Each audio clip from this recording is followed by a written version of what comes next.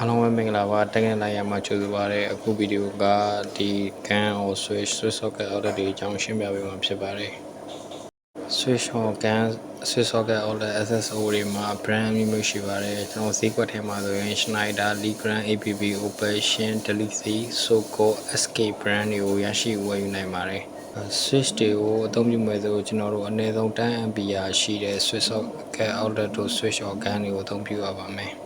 One can one way switch cool lighting be long sail on teaching or don't you know mare.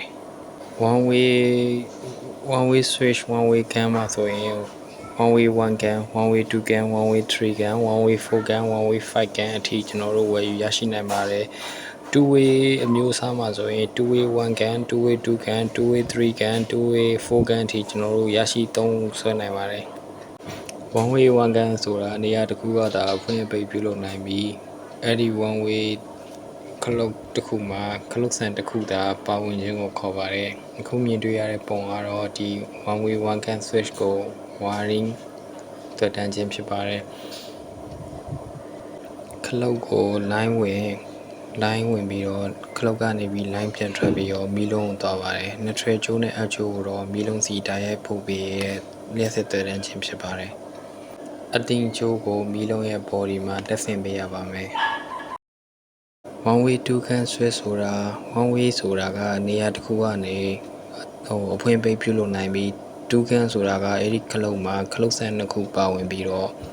or Milon a long time hoye the Pancaro Milon don't you point bay don't you nine solo bare. Cloud go line to the show, come on in a when beyond 9192 line to the choka, meeting Milon along go, tie the same man, natural a joke or Milon would die set to be a joke or Milon along a polymat the same man. Two can one way installation, wiring diagram shipare. One way three can caro, one way soda near the Kuane, point by pillow 9 three can soda, Eric Cloma, switch close and don't go power, jingle cover. လမ်းကျိုးတစ်ချို့ဝင်ပြီးတော့လမ်းကျိုး၃ကျိုးပြန်ထွက်ပြီးကျွန်တော်တို့မီးလုံးကိုလမ်းကျိုး၃ကျိုးတောက်တဲ့တန်းသဆင်ပေးရပါမယ်natural နဲ့တော့မီးလုံးစီကိုထိုင်းဆက်သွယ်ပြီးမီးလုံးတွေရဲ့ frame မှာအကျိုးကိုထိုင်းတက်ဆင်ပေးရပါမယ်အခု method ကိုတော့3 can one way switch installation method လို့ခေါ်ပါတယ် one way four can switch installation method က one way ကတော့နေရာတစ်နေရာကနေအဖွင့်ပဲပြုလုပ်နိုင်ပြီး four can switch ဆိုတာကတော့ဒီ four can ဒီ clock တစ်ခုမှာ four switch ဒါမှမဟုတ် clock ဆန်၄ခုပါဝင်ခြင်းကိုခေါ်ပါတယ် common လိုင်းကျိုးတစ်ချို့ဝင်ပြီးတော့လိုင်းကျိုးလေးကျိုးပြန်ထွက်ပြီး lighting လေးလုံးစီကိုတောက်တဲ့တက်ဆင်ပေးရပါမယ် natural နဲ့အကိုတော့မီးလုံးစီကိုတိုင်းဆက်သွယ်ပေးပြီးတော့အကျိုးတွေကိုတော့မီးလုံးတွေရဲ့ frame မှာတက်ဆင်ပေးရပါမယ်အခု method ကို four can one way switch installation method လို့ခေါ်ပါတယ်အခုပုံလေးကတော့ four can one way switch wiring diagram ဖြစ်ပါတယ် two way one can switch installation method ဆိုတာဒီလှေကားအတက်အဆင်းဖြစ်စေအခန်းဝင်ထွက်ဖြစ်စေနေရာနဲ့နေရာကနေ two way အနေထားနဲ့အဖွင့်ပိတ်ပြုလုပ်နိုင်ခြင်းကိုဆိုလိုခြင်းဖြစ်ပါတယ် two way ဆိုတာကနေရာနဲ့နေရာကနေအဖွင့်ပိတ်ပြုလုပ်ပေးခြင်းပေးနိုင်ခြင်းဖြစ်ပြီးတော့ဒီ one can ဆိုတာကခလုတ်တစ်ခုမှာခလုတ်ဆန် switch တစ်ခုသာခန်းတစ်ခုသာပါဝင်ခြင်းကို one can လို့ခေါ်ပါတယ်များသောအားဖြင့် luxury building တွေ condo တွေ hotel တွေမှာဒီ stair တို့ veranda အဝင်အထွက်အခန်းဝင်ထွက် hotel အခန်းဝင်ထွက်နေရာတွေမှာ two way method ကိုကျွန်တော်တို့အသုံးပြုတာများသောအားဖြင့်တွေ့ရပါတယ်အခုပုံသုံးပေါ်ကတော့ two way one can switch installation method wiring diagram ဖြစ်ပါတယ် two way ခလုတ်တစ်ခုမှာ common ရယ် line 1 line 2ရယ်ဆိုပြီးတော့ဒီ contact နှစ်ခုပါဝင်ပါတယ်ကျွန်တော်တို့ common နေရာမှာ line အဝင်ကြိုထည့်ပေးပြီးတော့ line 1နဲ့ line 2ကိုခလုတ်နှစ်ခုစီမှာရှိတယ် line 1 line 2မှာသွားပြီး connect လုပ်ပေးရပါမယ်တစ်ဖက် common ကထွက်တဲ့ဟာကိုတော့မီးလုံးမှာ connection ဝင်ပေးရပါမယ်ဒီမီးလုံးရဲ့ neutral ကိုတော့မီးလုံးကိုတိုက်ရိုက်ကြွေးပြီးတော့အကျိုးကိုတော့ဒီမီးလုံးရဲ့ frame မှာတက်ဆင်ရပါမယ်အခုပုံကိုတေချာကြည့်ရင်တော့ရှင်းလင်းမှာပါ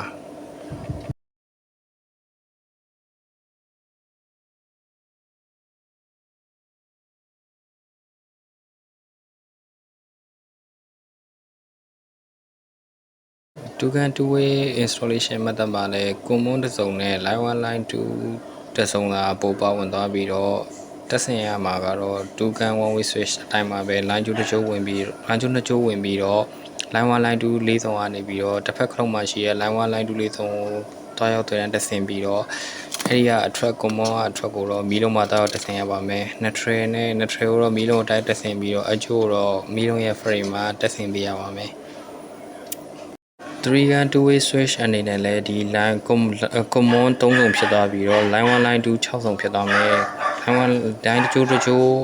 အဝင်မှာဒီ common 3ချိုးဝင်ပြီးတော့ line 1 line 2 6စုံကနေပြီးတခြားခလုံးမှာရှိတဲ့ line 1 line 2 6စုံ connection လုပ်ပါမယ်ပြီးရင်ဒီအဲ့ကနေမှ common 3စုံကထွက်ပြီးတော့နောက်တစ်ခါတစ်ခုက common 3စုံကထွက်ပြီးတော့မီးလုံး3လုံးစီကိုတောက်တင်တက်ဆင်ရပါမယ်။ နှစ်ထရယ်3စုံကိုတော့မီးလုံး3လုံးမှာတောက်တင်တက်ဆင်ပြီးတော့အတင်းကျိုး3ချောင်းကိုမီးလုံး3လုံးရဲ့ frame မှာတင်တက်ဆင်ပေးရပါမယ်။ 4CAN 2-way switch မှာလည်းဒီ common 4စုံ line 1 line 2 8စုံနဲ့တခြားခလုံးမှာရှိတဲ့ line 1 line 28စုံကို4စုံပေါ့6ချောင်းကိုသွားဆက်ပြီးတော့ကျွန်တော်တို့ဒီအထွက်၄ခုကိုမီးလုံး၄လုံးသွားဆက်ပေးအောင်ပါပဲ။နှစ်ထွေကိုမီးလုံး၄လုံးကိုတိုက်ရိုက်ဆက်ပြီးတော့ဒီအကျိုးကိုတော့မီးလုံး၄လုံးရဲ့ frame မှာတင်တက်ဆင်ပေးရပါမယ်။ 1CAN 3-way switch ဆိုတာ 3-way ဆိုတာကနေရာ3နေရာကနေအဖွင့်ပိတ်ပြုလုပ်ပေးနိုင်ခြင်းဖြစ်ပါတယ်။ 3-way နေရာ3နေရာဆိုတာကကျွန်တော်တို့ဒီ corridor ရှိရဆိုပါစို့ corridor ကိုအဝင်အထွက်အလဲတနေရာလောက်ကနေပိတ်ချင်တာမျိုးလှေကားဆိုလဲဒီ stair နေရာ3နေရာမျိုးလှေကကွင်း3နေရာမျိုးကနေပိတ်ချင်တာမျိုးအဲ့လိုမျိုးတွေအတွက်ကျွန်တော်တို့ 3-way switch ကိုအသုံးပြုပါတယ်။ 3-way switch မှာတော့ switch နှစ်ခုအပြင်အလဲက intermediate switch ပါကျွန်တော်တို့အသုံးပြုပါတယ် 2-way switch နှစ်ခုနဲ့ intermediate switch ကိုအသုံးပြုပြီးတော့ကျွန်တော်တို့ဒီ 3-way switch installation method ကိုအသုံးပြုနိုင်ပါတယ်။နေရာတနေရာက 2-way switch တစ်ခု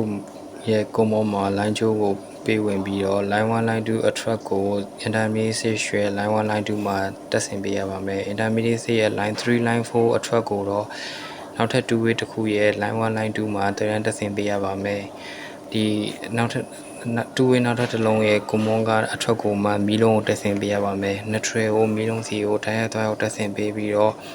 အကျိုးတော့ဒီမီးလုံးရဲ့ frame မှာတက်ဆင်ပေးရပါမယ်။သူကိုဒီ hotel တို့ဒီ luxury bindi တို့ commercial corridor တွေတို့ဒီ slate ကွင်း3နေရာပါတဲ့နေရာမျိုးတွေမှာအသုံးပြုများပါတယ်။အခုပုံလေးက 5-way 1CAN switch ရဲ့ wire diagram ဖြစ်ပါတယ် 5-way ဆိုတာနေရာ9နေရာကနေအဖွင့်ပိတ်ပြုလုပ်နိုင်ပြီးခလုတ်1CAN ကတော့ခလုတ်တစ်ခုချင်းစီနေရာ9နေရာနေဖွင့်ပိတ်လုပ်နိုင်ခြင်းကိုခေါ်ပါတယ်အဲ့ဒီမှာလေ 2-way switch နှစ်ခုပါပြီး intermediate switch 3ခုပါတယ်ပါဝင်ပါတယ်5-way မှမဟုတ် 6-way 7-way တွေဆက်သုံးမယ်ဆိုလဲ intermediate switch ကိုသာများအရေးအတွက်နဲ့လိုက်ပြီးတော့ way တွေအများကြီးကိုလိုအပ်လို့အသုံးပြုနိုင်ပါတယ် 3-way လိုပဲဒီ 6-way ဖြစ်ဖြစ် 5-way ဖြစ်သူတို့ကဒီ 2-way ခလုံးနှစ်ခုရဲ့အလယ်မှာ intermediate switch ရဲ့ line 1 line 2 line 3 line 4ကို connection လုပ်ပြီးလိုက်ညုံပါပဲရန်ခက်ခဲတော့မရှိပါဘူးလွယ်တကူတက်ဆင်လို့ရပါတယ်အခုပုံနေရ socket outlet wiring diagram ဖြစ်ပါတယ် socket outlet တွေကိုကျွန်တော်တို့ installation လုပ်တဲ့အခါ single socket outlet wiring ရဲ့ radial connection ရဲ့ ring circuit connection method ရဲ့ဆိုပြီးတော့ method 3မျိုးနဲ့ကျွန်တော်တို့အလွယ်တကူ SSO တွေကိုတက်ဆင်နိုင်ပါတယ်အခုပုံလေးက 30A 3 pin switch socket outlet ဖြစ်ပါတယ်အခုပုံက 30A 4 pin switch socket outlet ဖြစ်ပါတယ်အခုပုံက multi switch socket outlet or 7 pin switch socket outlet ပေါ့အရက်ခေါ်ဆို7 pin လို့ခေါ်ပါတယ်သူ့ကိုတော့ international type တွေမှာအသုံးပြုတာများပါတယ်အခုပုံလေးတွေက hotel မှာအသုံးပြုများတဲ့အခန်းဝင်ပြီးတော့အသုံးပြုတဲ့ key cap switch wiring diagram ဖြစ်ပါတယ် key cap switch က on off delay နဲ့အလုပ်လုပ်ပါတယ်သူ့ကို magnetic controller နဲ့ကျွန်တော်တို့တွဲပြီးတော့အသုံးပြုပါတယ်သူ့ကို cap ထည့်လိုက်တာနဲ့10 second အချိန်ဆောက်ပြီးတော့နဲ့ magnetic controller ကိုအလုပ်လုပ်စေရပါတယ်အဲ့လိုပဲ key cap ကို take out လုပ်တယ်